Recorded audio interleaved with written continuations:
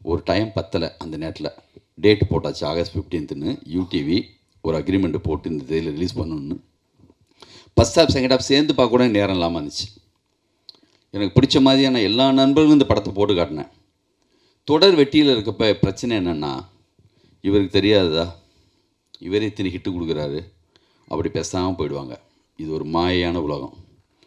தோத்தாளுங்க பிரச்சனை ரொம்ப அதிகமாக சஜஷன் கொடுப்பாங்க. சார் நீங்கள் அசிஸ்டன்ட் டைரக்டர்ஸ்லாம் பழைய ஆட்களை வச்சுக்காங்க சார், மாற்றுங்க சார்.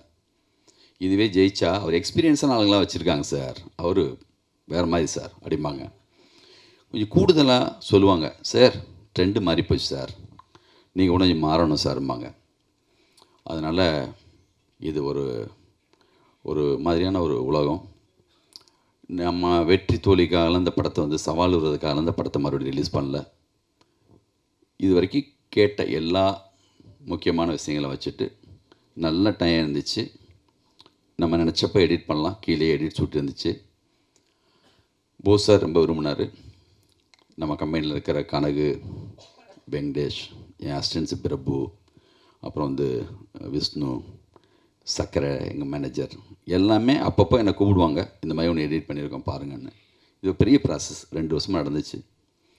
அதுக்கப்புறம் ஆண்டனி வந்து பார்த்தாரு, அவரும் சின்னதாக ஒரு இது பண்ணார்.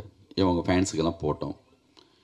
எப்பயும் போல் எல்லோரும் சொன்ன மாதிரி எங்களுக்கு என்ன சார் இப்போ போடுறது, எனக்கு அப்போவே பிடிச்சி தான் சார் இருந்துச்சு சொல்லிட்டு அவங்க ஃபேன்ஸ் வந்து பார்த்தாங்க. அவங்களுக்கு இப்போயும் பிடிச்சிருக்குன்னு சொல்கிறாங்க. பார்க்கலாம். இதுக்கப்புறம் உங்கள்கிட்ட நான் இந்த பொறுப்பை படைக்கிறேன். நீங்கள் படம் பாருங்கள், நிச்சயமாக உங்களுக்கு பிடிக்கும்னு நம்புகிறேன். நீங்கள் தான் இன்னும் சரியாக எடுத்துகிட்டு போகணும் இதை. நன்றி.